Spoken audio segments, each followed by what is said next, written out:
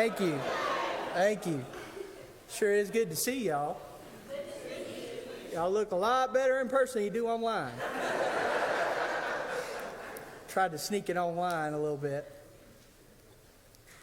Man. It is really... Oh, you can tell I hadn't done this in a while.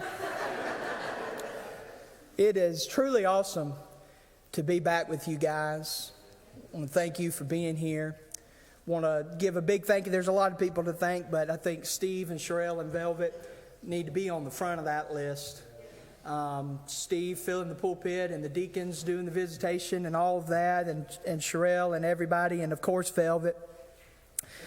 But church family, I just want to speak to you from my heart this morning. I want to give a very transparent, honest message. On February 23rd, 5 Sundays ago, I've used the phrase a bunch of times in my ministry that you need to preach every sermon as if it's your last. Well, on February 23rd, I thought that was it. Mark chapter 11, verses 12 through 25, we had the table, and man, I just let it all out because I thought that was it. And here's the thing, nobody else knew it but me. My wife didn't know it, my family didn't know it, my deacons, my inner circle, nobody knew but me. And so that Monday, I got physically ill, thought it was the flu or something that was going on at the time. It wasn't the flu. It's called the God has to get your attention bug. Went to the doctor, they didn't have anything wrong. Couldn't find anything wrong. And to be completely honest with you, I was pretty much ready to hang it up. And I'll explain why, and I'll go through that. So Monday night, I think it was around 11 o'clock, I sent Dwayne Johnson, Alan Ott, and Mike Rollison a text, and I said, hey guys, we got to meet in the morning as soon as possible. They didn't respond that night, but they were there the next morning, and so we met here at the church. And for the last 4 years, I have given everything I've had to this church. But just because you give it to the church doesn't mean you give it to God. There's a huge difference. And I've tried over the last 4 years to be at every single surgery, every home, every funeral, every ball game, every committee meeting, every invitation to supper, every conference, every little thing. And slowly over a 4-year period of time, I began to neglect my own personal relationship with God, my wife, and the personal things in life that I enjoy.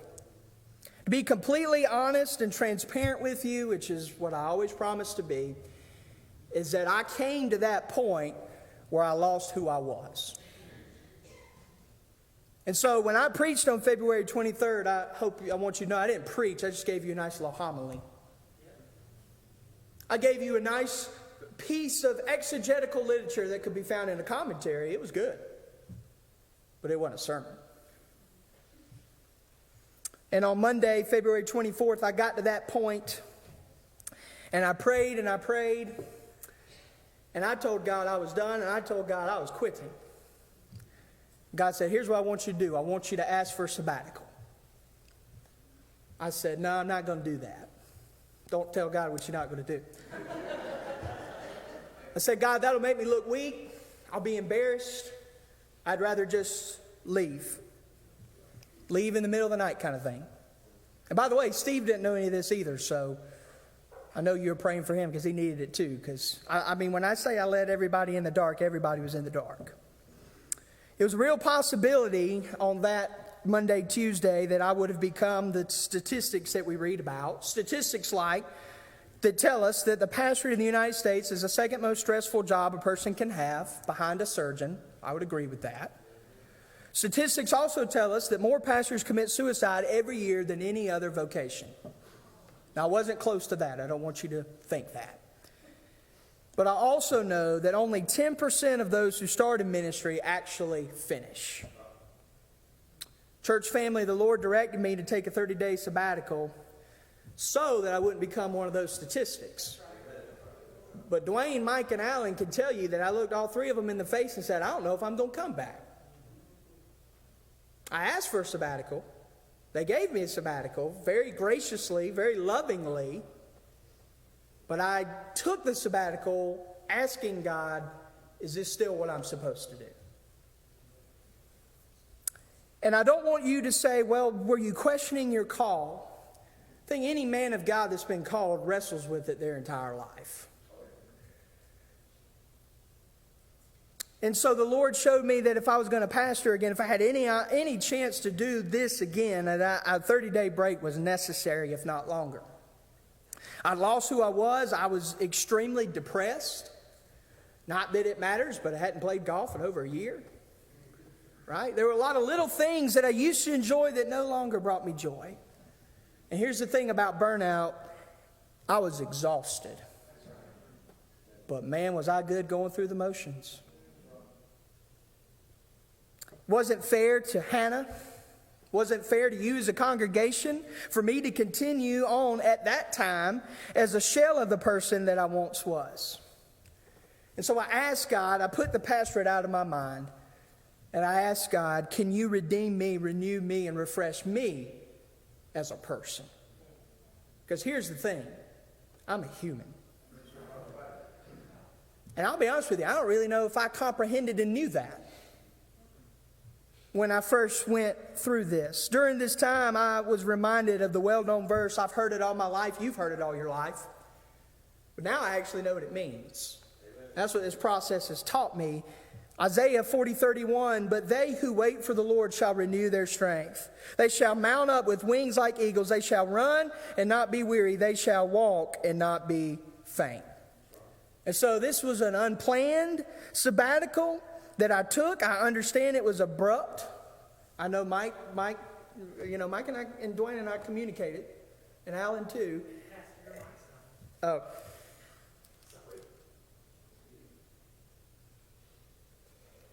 And so we communicated with one another. And Mike, mentioned that some folks thought it was abrupt, and it was abrupt. Guess what? It was abrupt to me. It was unplanned for me. And here's what I also want you to know. The fact that I burned out, which is exactly what happened, is not your fault. It'd be really easy for you to think, well, it was my fault. I did this or I did that. No. It was my fault. And let me take ownership where ownership needs to be taken. I am the one who had unrealistic expectations of myself. I am the one who set unhealthy boundaries. I am the one who did not prioritize my walk with God and my marriage over the work of the ministry. I was more concerned about the church than was anything else. It was my fault for fearing disappointing you at the expense of my own personal well-being. It was my fault for not learning to say no. And I did it for a long time. And I do plan on being your pastor. It starts today. I'm back. I'm back.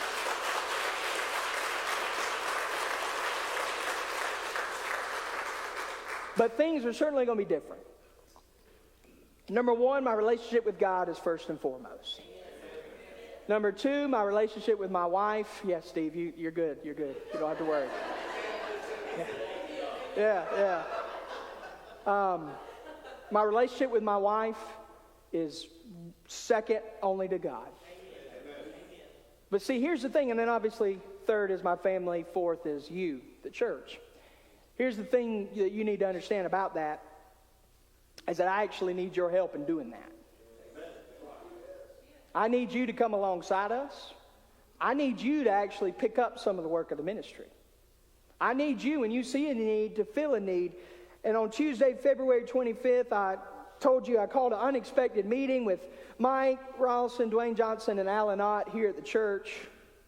On that Tuesday, as Mike told me, we hung out Friday, Mike said, "You look bad." He's right, I did. I did look bad.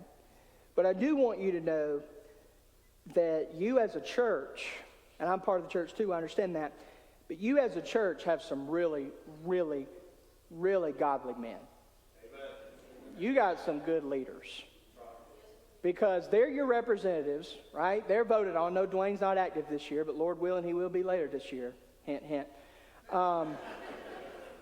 And so you got those 3 men that have been voted as deacons in the church.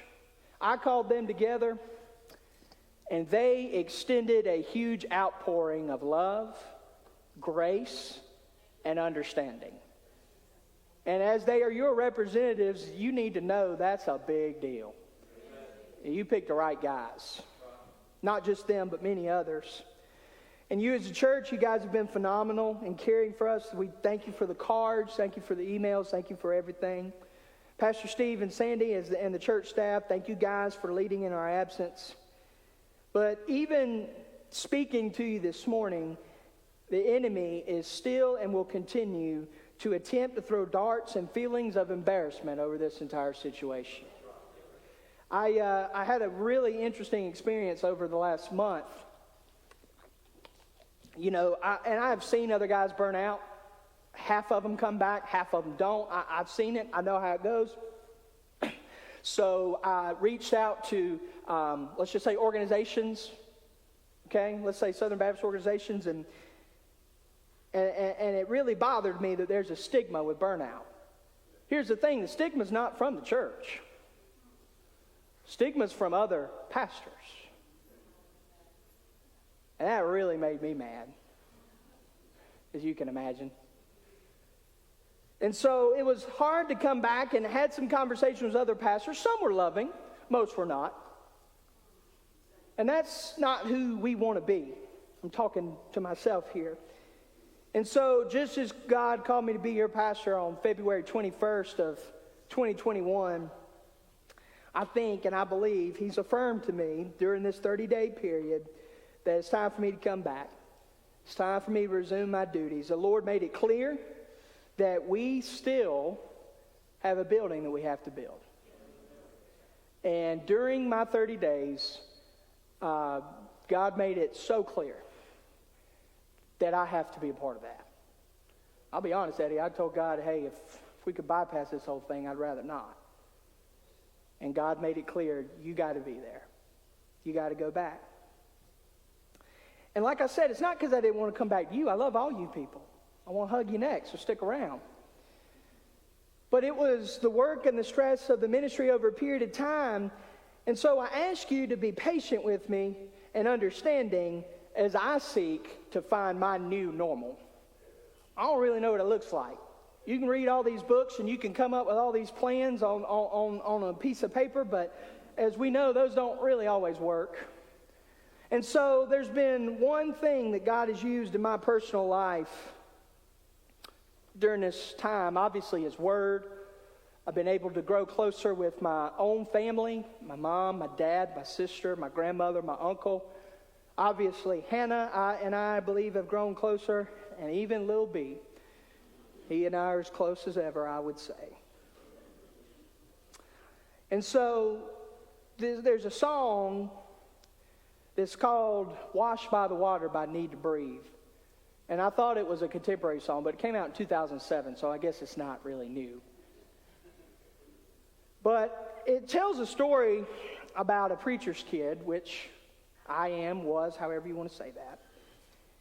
And it talks about the rumors that were said about his family, how he felt the pain.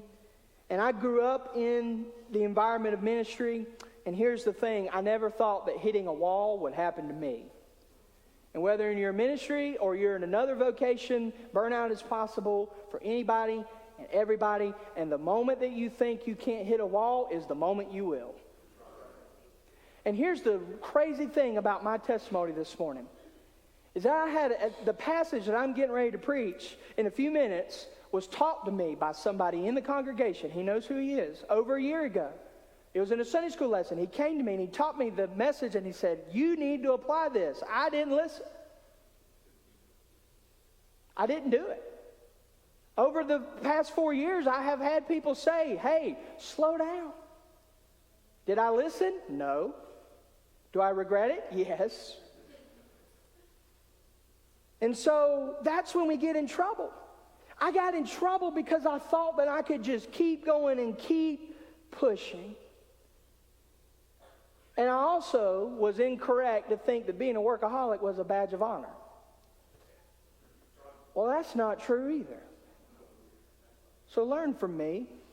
Learn from my mistakes, my shortcoming. But here's the beautiful thing about the story this morning is that over the last 30 days, God has been able to redeem me.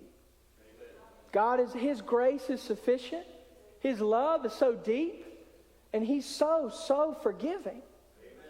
And so, though I made some bad mistakes, God can and still wants to forgive me.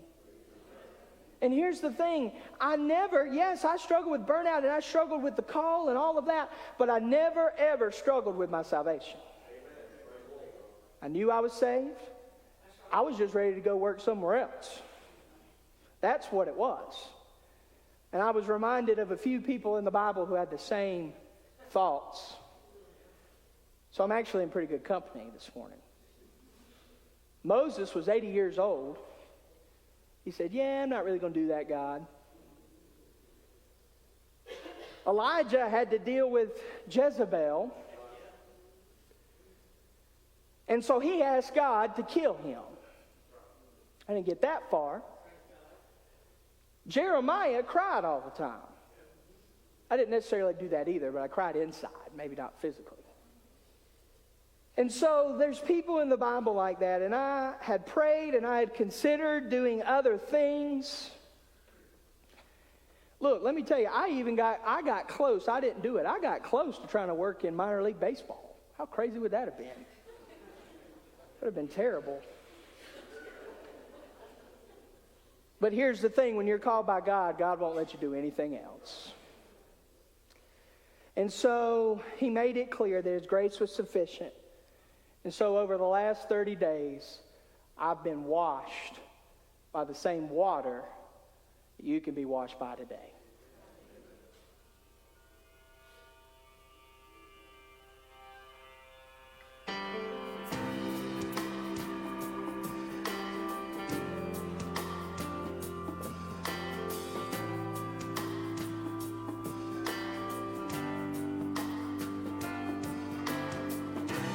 Daddy was a preacher, she was his wife, just trying to make the world a little better, shine a light. But people started talking just to hear their own voice. Those people tried to accuse my father, say he made the wrong choice. Though it might be painful, time will always tell. Those people have long since gone. My father never failed. Even when the rain falls, and even when the flood starts rising, and even when the storm comes, I am washed by the water. Even when the storm comes, even when the flood starts rising, even when the rain comes, I am washed by the water. Even when the earth crumbles under my feet, even when the ones I love turn around and crucify me, I won't ever let you down. I won't fall, I won't fall, I won't fall as long as you're around me. Even when the rain falls, even when the sun starts rising, even when the storm comes, I am washed by the water. Even when the flood comes, even when the flood starts rising, even when the storm comes, I am washed by the water.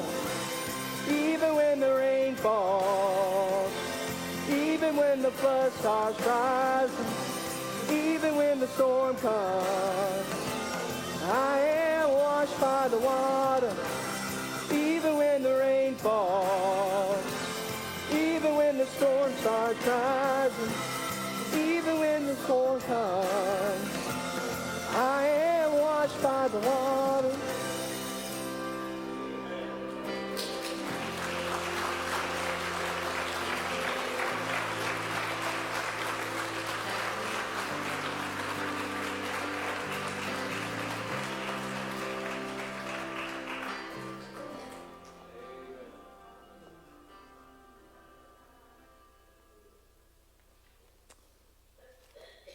God can redeem you like he did me. And there's nothing God can't do. And you know, I was a church kid, like many of you. I knew every Bible verse. I even knew the Greek. And a little bit of Hebrew. But guess what? Doesn't mean diddly squat. If you don't let it penetrate your heart and change your life. If you got a Bible, turn into Exodus 18, 9 through 27. Yes, we're going to take a break from Mark, but I'll pick it back up. Steve, don't worry. Mark 14 on Wednesday. Steve's done a great job keeping up with that. I want to speak to you this morning on battling the burden of burnout. Battling the burden of burnout. Let me give you a little bit of context, a little bit of background information on Exodus chapter 18. In Exodus 18, Israel has gone through a lot of difficulties, most of them from within. If you remember back in Exodus chapter 2, Moses is born and he's placed in the Nile River where he's discovered by Pharaoh's daughter, right? He ends up being able to be raised by his own mother, and God does all of that. In Exodus chapter 3, at the age of 80, Moses is called by God through a burning bush. Something I noticed this week I haven't noticed before, that from Exodus 2 to Exodus 3, that's 80 years in just a few verses. So the Bible does move pretty fast. Moses is called by God through a burning bush while he's working for his father-in-law, who is a priest at Midian. His father-in-law's name was Jethro. Then, throughout Exodus chapter 3 all the way through 13, Moses leads the Israelites out of Egypt, right? God uses a series of plagues, and he uses Moses to conduct those plagues. In Exodus 14, the Israelites cross the Red Sea. God does the impossible, right? The Red Sea splits. They walk through. I've always wondered that, you know, were the fish looking at them? What was going on there? You know, if it were me, I might grab one of them by the lip, and I don't know. And so then in Exodus 16, after the parting of the Red Sea, the Israelites are in the desert. They get hungry, as you and I would say, they get hangry, and they pray, and God gives them manna from heaven, and even some quail. In Exodus 17, Israel complains, begs for water. They say, we're thirsty. God gives it to them. Then in Exodus 17, verses 8 through 16, the Israelites battle against the Amalekites, and the battle was won because Hur and Aaron stood on either side of him. And we know that. I preached that text here. Now that takes us to Exodus 18. And so Moses has done a lot of work for the Lord so far. He's parted the Red Sea. He's gone through the escapade or the episode of the Red Sea. And by the way, he's dealt with over 2 million people that just don't know how to do anything but what? Complain.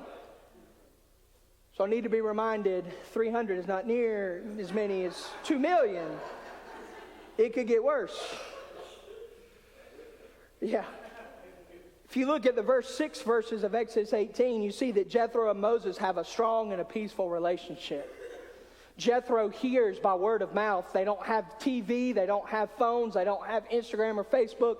So he hears by word of mouth all that God is doing. So Jethro wants to come pay a visit.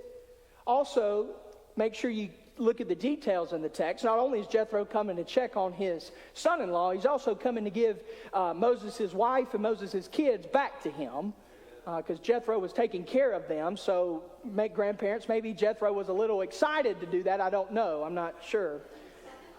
Drop them off. In verse 9, we are told that Jethro rejoiced and praised the Lord for what was happening. Look there in your text at verse 9 of Exodus 18. And Jethro rejoiced for all the good that the Lord had done to Israel, and that he had delivered them from out of the hand of the Egyptians. You need to remember, Jethro's not a Hebrew. Jethro is a Midianite. Okay, he is not of the Hebrew people. Look there at verse 10. Jethro goes on to explain how he's seen God work in Moses' life from far away. Look at verse 10. Jethro said, blessed be the Lord. Hebrew text says Yahweh. Blessed be Yahweh, right? Who has delivered you out of the hand of the Egyptians and out of the hand of Pharaoh, and has delivered the people from under the hand of the Egyptians. I love this. Now I know. Now I know. It's not saying, I know, I already knew. No, Jethro is saying, because of what I've seen God do in you, now I know in verse 11 that the Lord is greater than all gods. Because Jethro's not a Hebrew. And so, because in this affair they dealt arrogantly with the people. And Jethro, Moses' father-in-law, brought a burnt offering and sacrifices to God. And Aaron came with all the elders of Israel to eat bread with Moses' father-in-law before God. You know what happens here is Jethro gets saved. He accepts Yahweh as his God because of what he's seen in his son-in-law's life. Now, could Jethro have gotten upset and said that Moses worked for me for 40 years. He married my daughter. He gave me grandkids. And then all of a sudden, he goes to work. He runs into this burning bush. And he leaves me to go to people that don't even like him. And he leaves me with his wife and his kids. And I just lost a full-time laborer. Jethro doesn't do that, does he? He thanks the Lord for what's happened and comes to know him. And what's going to happen in this text is that God is going to use Jethro, as over the last 30 days, he's used a lot of people in my life. Mike, Dwayne, Chris, Alan, Randy, others in my life. God has greatly used this passage to teach me, to mold me, and I just want to show you a few things God has taught me in the text. Question I want to ask this morning, what has God taught me in these 30 days? Number one, you got to see in verses 13 through 16, there's a heavy burden. And that is the work of the ministry. Whether you're a pastor, whether you're a deacon, whether you are a Christ follower, and you do ministry, it's going to get heavy. And if you think it's not heavy, you must not be doing it. Because when you do ministry, it will get heavy. Look at verses 13 through 16. The next day, Moses goes about his daily business. Moses sat to judge the people, and the people stood around Moses from morning till evening. When Moses' father-in-law saw all that he was doing for the people, he said, "What is this you are doing for the people?" Notice how Jethro notices that it's unnatural for him to be doing this. Often when somebody is going through burnout, they're doing things that are unnatural, against what they were physically supposed to do. He said, "Why do you sit alone? And all the people stand around you from morning till evening." And Moses said to his father-in-law, "Because the people come to me to inquire of God." Look what Moses does there. Moses does what I did. I'm religious. People come to hear what God has taught me and what I'm studying.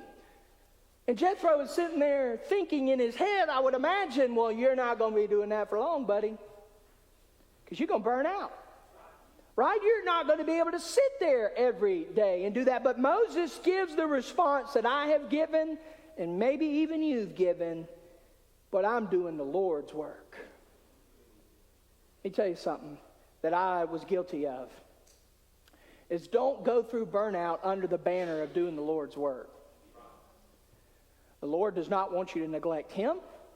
He doesn't want you to neglect His family or your family. He does not want you to overexert yourself. And here's the thing. When God made the seventh day for rest, did you know that He didn't make it for Himself? He made it for you and I. God didn't need the rest. You and I need the rest. You and I need that. And it's not a badge of honor. So he says, because the people come to me and inquire of God. And when they have a dispute, they come to me and I decide between one person and another, and I make them know the statutes of God and His laws. One thing the Lord has taught me over the last 30 days is that ministry is not a burden you carry alone.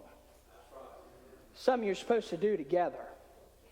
And for those of us who are independent people, struggle with that. Right? Struggle with that. And I want you to know from my own heart, it's not a weakness, it's actually a strength. If you look there at verse 13, Moses was working from morning till evening.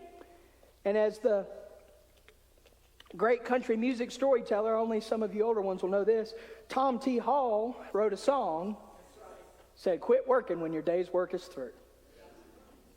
I'd listen to that song and I'd say, he doesn't understand.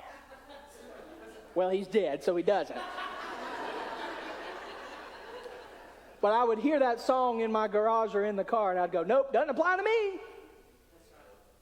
Nope, Tom T. Hall, I'm going to keep working. Guess what? That's where we get in trouble. When we think it doesn't apply to us. Whether it's a song that God chooses to use, or whether it's somebody speaking to you, or whether it's His Word. If you think you don't have a problem, then you probably do have a problem. And I did. Look at verse 14.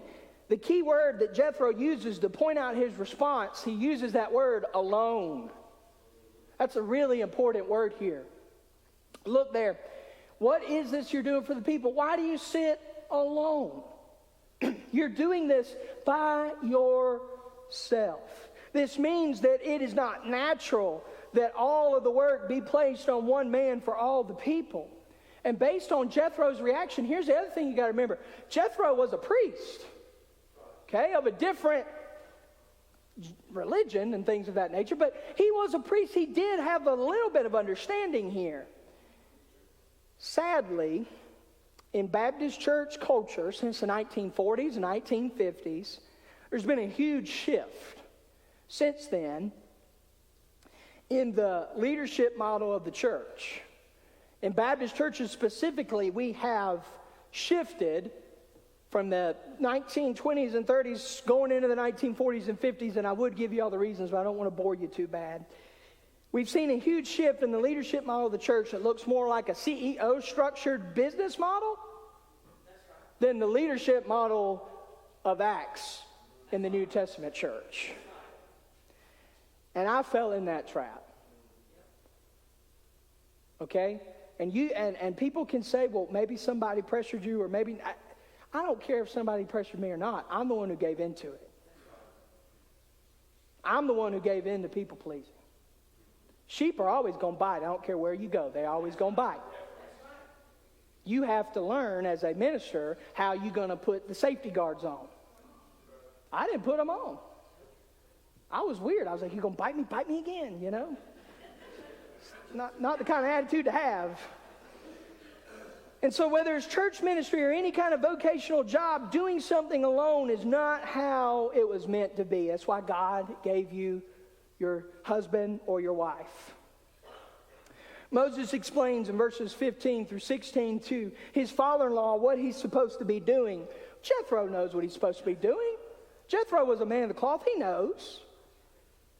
Look, Jethro doesn't have an issue with Moses fulfilling his pastoral duties, as many of you don't have an issue with me fulfilling mine.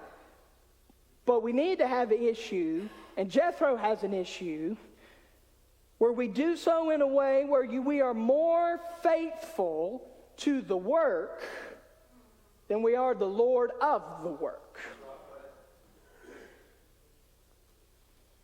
And so Jethro advises him, and God showed me that we can do this in a way where there's a workable balance for carrying the burden of the people.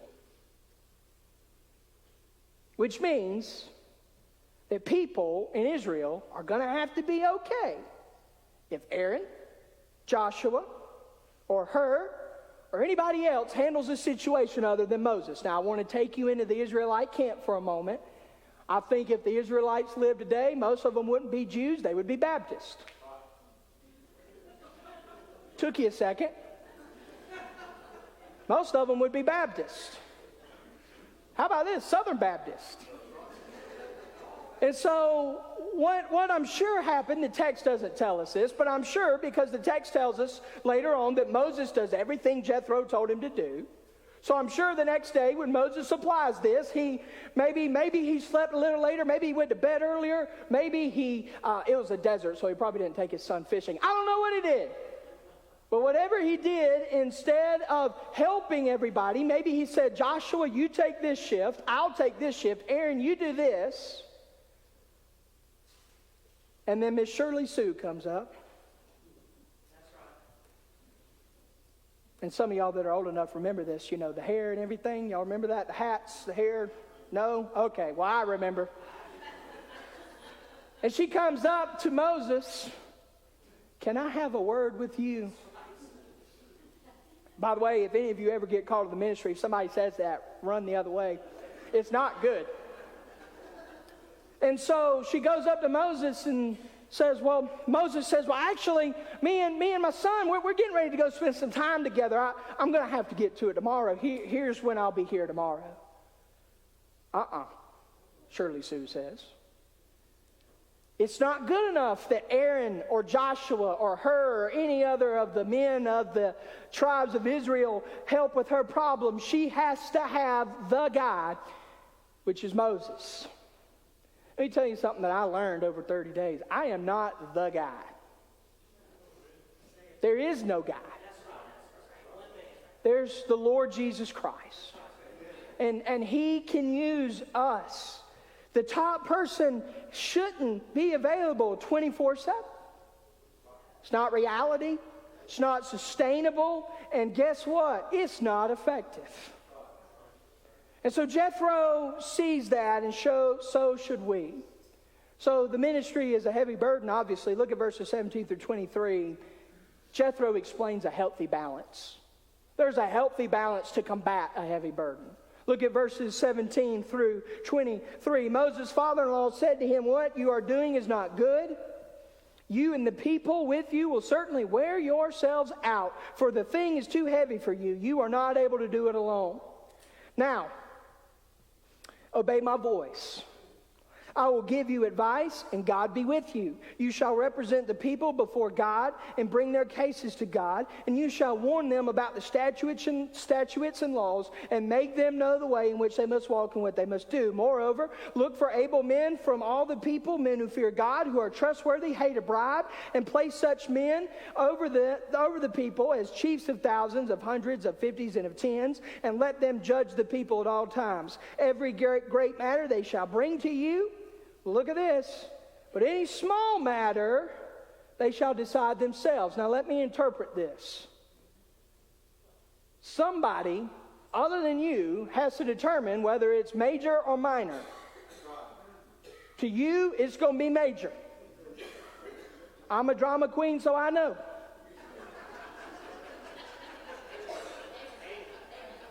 My TV wasn't working last night, and I wanted to watch the Braves upstairs, and I was hot. Was that a major incident? No. Was it minor? He said yes. I guess when the Braves are playing, it is major. No, it's not. It's not. So when you have an issue, you need to think, okay, ask yourself this question. Is this life or death? If the answer is no, somebody can help you. It might be me, it might be somebody else. I don't know. But not everything, and I'm speaking to myself here, not everything is the end of the world. And so, and look in verse 22. "So it will be easier for you, and they will bear the burden with you." Verse 23, "If you do this, God will direct you. You will be able to endure, and all this people will go to their place in peace." And so I don't want you to hear the sermon this morning, and you go home, and by the way, I know y'all been talking a lot about me, because my ears have burned every day. So I'm assuming it's prayer, because these things have been red. And so I don't want you to go home today and say, "Well, Preacher Brady's pretty much not going to work anymore. He pretty much made it clear that he's back, but he's not going to work." No, that's not what I'm saying. What I want you to hear me saying is, I'm coming back and I'm going to keep working. I'm just going to try to be balanced and healthy. Because if you knew what I was doing before, I won't throw the figures and statistics at you, but if you knew what I was doing before, it was inevitable I was going to burn out. I mean, it was inevitable. It was going to happen. Did I think it was going to happen? No. Was I wrong? Yeah, I was wrong. Did I have a lot of people tell me what was going to happen? Oh, yeah. And so if you're going through that this morning, don't make the same mistake that I did. I've learned during this 30-day period of time that sometimes it's necessary. It's necessary to take a step back. Sometimes you got to regroup. Sometimes you got to get ready for what God has in store.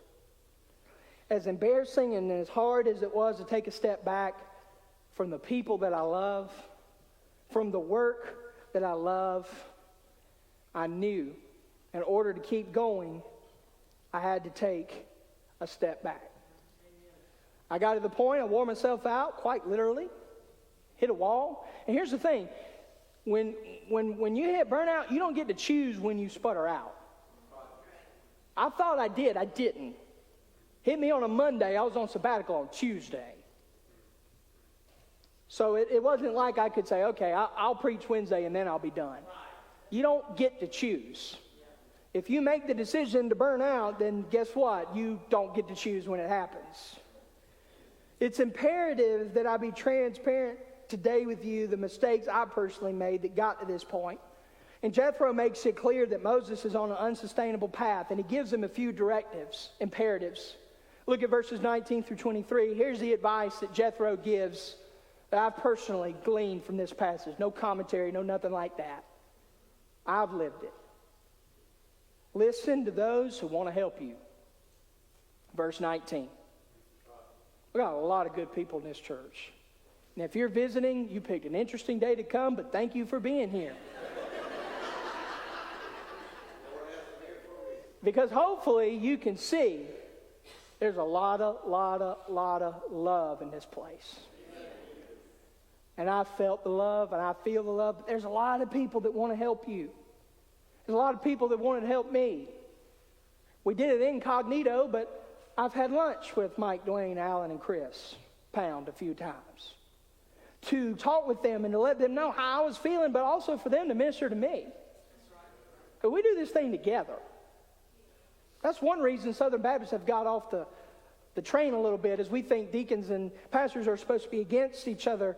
Every time those two words are used in the Greek, there's a nice little word, with, that's there. The second thing, in verse 20, Jethro does not tell Moses, stop studying the word. Stop dealing with people. No, he doesn't say that.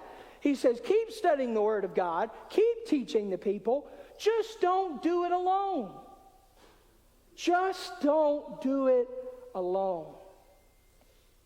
Third thing, look for and recruit able men to help some of the matters. There in verses 21 through 22, burden bearers, here I want you to get this. If you're taking notes, write this down. Burden bearers are to be the norm. People that come alongside us and bear our burdens with us. Burden bearers are to be the norm, not the rarity that they are in most churches. So burden bearers are to come alongside you and see, here's my problem. I had a ton of them, but I told them, go away. Okay? And that was a problem. They didn't go away, thankfully. They were still there when I needed them. But sadly, we want to create burdens for others. We don't want to bear burdens with them. Let me encourage you. Don't create burdens for others. See how you can help somebody carry their burdens. The fourth imperative I felt like the Lord gave me, when we take the right steps to allow others to come alongside us to do ministry, God will bless it. You can see it in verse 23. It's clear as day in verse 23. If you do this, God will direct you.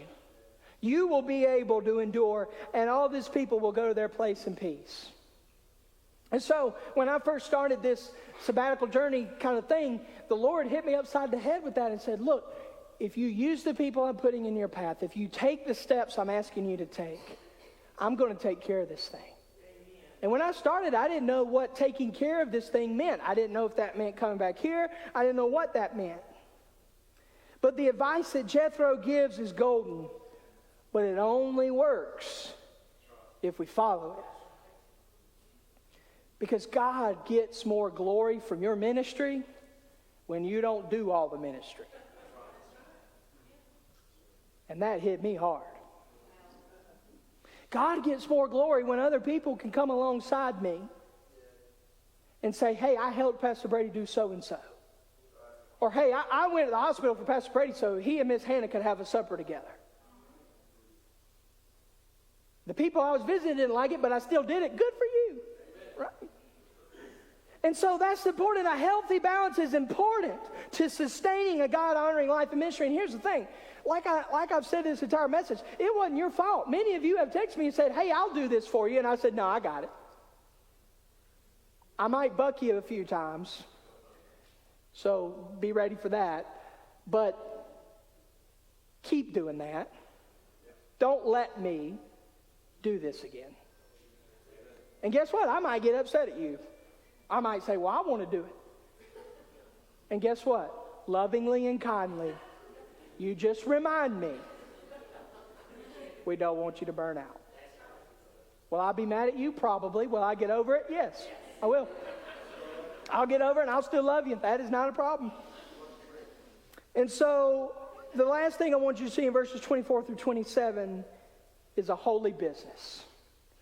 What we get to do as Christians is a holy business. Now, I don't use that word business as a term of making money. That's not what this has to do with.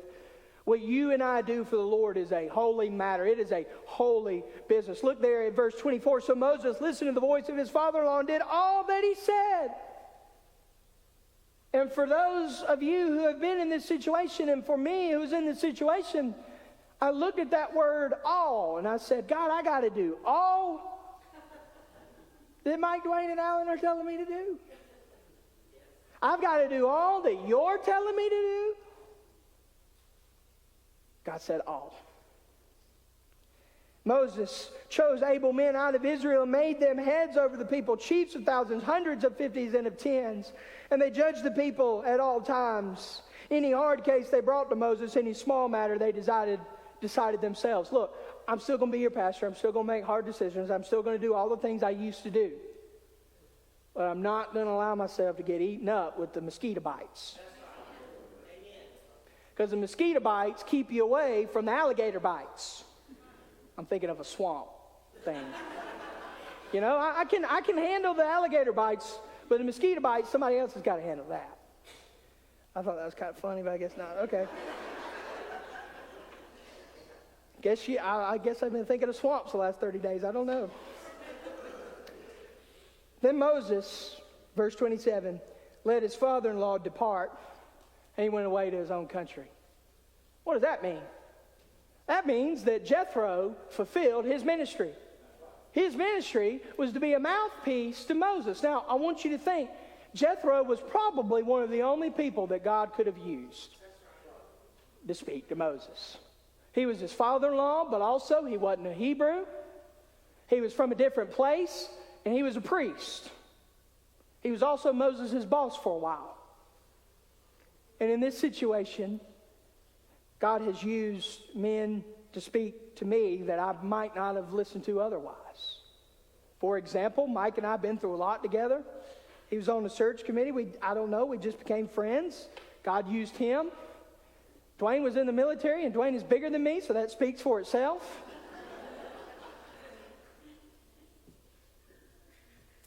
I had to say that. He works out every day. And then Alan, he's bigger than me too, but Alan's also very wise. Everybody knows that. Doesn't say a whole lot unless you get him on one of his favorite topics. Then he goes to town.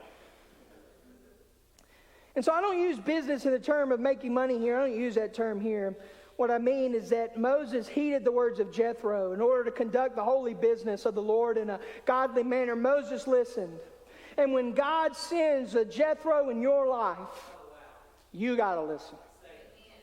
Jethro might be older than you. Jethro might be younger than you. I don't know. But when God sends your Jethro, you listen up. Because if you don't listen to Jethro, you're not listening to God. If you don't listen to God, you know what happens after burnout, right? Death. I know that's grim. But if you don't repair from your burnout, you eventually just die. Because you feel like there's nothing to live for. You feel like there's nothing to do. Moses listened. And if Moses, listen to this, if Moses had not made the necessary changes at that point in his ministry, I want you to think about all the incredible things that God does after Exodus 18. There's a lot of things that he does.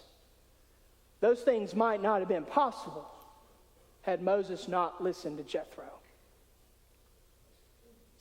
Even if our own personal obedience frustrates others, it does glorify God, and God will honor that.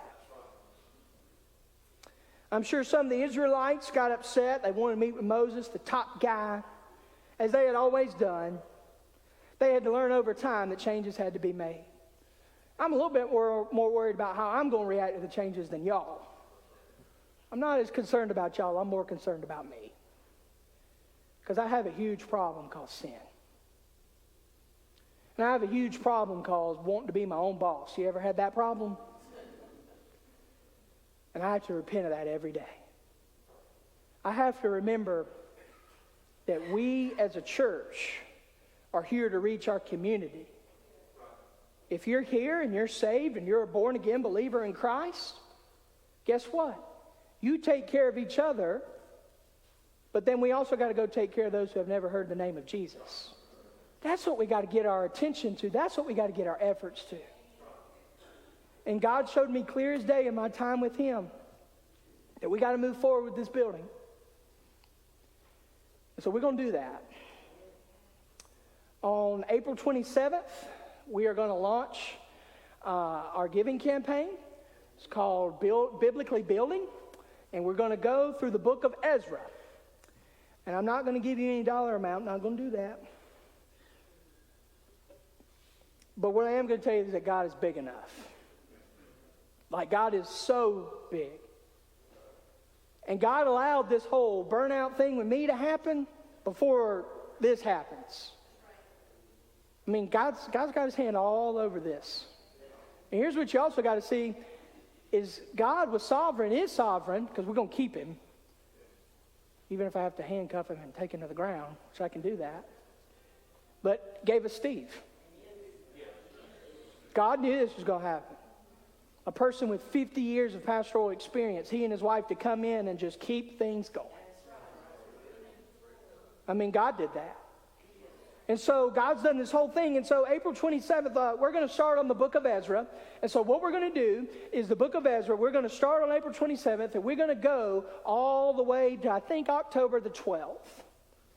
And so we're going to go from April to October the 12th. And I'm in the process of writing a daily devotional guide for you to have every day. And we're going to go through Ezra, and it's called Biblical Building. If you know anything about the book of Ezra, they rebuilt the temple, right? They did that. And they did it in a godly and biblical way. Building is a biblical thing, and you have to have God at the center or it's not going to work. And so one thing I'm going to encourage you to do, my family's going to do it, and I encourage you and your family to do it. Doesn't matter the amount. But every week, give some kind of amount during that series. Every week during that series, from April 27th to October the 12th, every Sunday, some kind of amount towards the building fund that is separate from your tithes. For you, that might be $5. Guess what? That's not more than the person who gives $500 every week, because God looks at your heart. If all you can do is a $5 offering, you do that every week. Doesn't have to be the same amount every week. What I encourage you to do is give something towards the building plan every week. And what God has shown me, and I know this is bold and I know this is crazy, but I know God's big enough. And no, I hadn't told anybody this, so I'm just going to say it and we're going to let it fall where it may. I think God wants us to have a certain amount. I'm not going to tell you the amount He's given me in my head. A certain amount of money by October 12th. So that we can go ahead and break ground. That doesn't mean all of it. That don't mean it's going to be all paid for. But that means that we have a certain amount that some of us can go to the bank and say, here's what our people gave in 4 months. Give us the loan. And so that's my challenge to you. That's where I'm at. I mean, God couldn't have planned these 30 days any better than He did. First 15 days was to get me out of depression. Last 15 days was to get me ready for the future. And so I'm ready. And I hope you're ready. And so we're going, that's the vision. Obviously, Easter is on the 20th. So we're going to start that on the 27th. There's going to be all kind of different campaign, we're not going to do pledges. We're not going to do a thing where you say, well, I will give X amount of money. No, you give as you go. Don't say you're going to do something and then obviously not fulfill it. But we don't want to go to the bank and say we've got X amount pledged. We want to go to the bank and say we've got X amount already given. And so while we're calling it a building campaign, it's really not a campaign. It's really called Get Involved Where God is Already Moving. And so I encourage you to start praying about that. Like I said, if you can only give $5 apart from your regular tithe to the building campaign every week, then give that every week. If it's more than that, but I think the important thing is that every week, each one of us gives something towards that campaign. And I understand everybody's financial situations are different. I understand that. But God also blesses obedience. And let me remind you of this. You can't take it with you. Can't take it with you. I hope this message this morning, I know it's been quite different. But I hope you know I am really excited to be back. And it's going to be a new normal. I already wanted to start back doing my Baptist History D group, but I was advised by some Jethros I didn't need to do that, so I'm not doing it. But even last night, I was trying to figure out a way I could do it. But I'm not. So if you were in my D group to begin the semester, you'll just have to wait till the fall. But I'm excited to be with you. I can't wait to see what God's going to do. I know in my own personal life, I've felt His rejuvenation. I've felt the Holy Spirit. And I know that I'm supposed to come back and to be here, so you didn't get rid of me yet. And I really love the refreshment from the Lord I've received. And so as far as battling burnout goes, if you're battling that this morning, you need to understand ministry is a heavy burden. There's a healthy balance to it, but it is a holy business. If you're visiting with us this morning and you go, I don't know what happened here, but something crazy is going on. Well, the pastor got burned out and today's his first day back. I hope that you've been able to see and experience and feel a lot of love in this place. I'm proud of you guys for continuing to go on. Trust me, I kept up with what was going on. You know I was going to do that. We need to continue as far as tithe and offerings go. We're still a little behind this year. We need to pick back up with that. Right? And so I'm very thankful for how you've been doing, how the ministries, how everything's been going. But we still got a lot more to do. And this year, you know, our word of the year is selfless. I think you guys got your gear. You got your gear? Okay, you got your gear. The word of the year, look, we got to continue to be selfless, but we got a lot more time left in this year.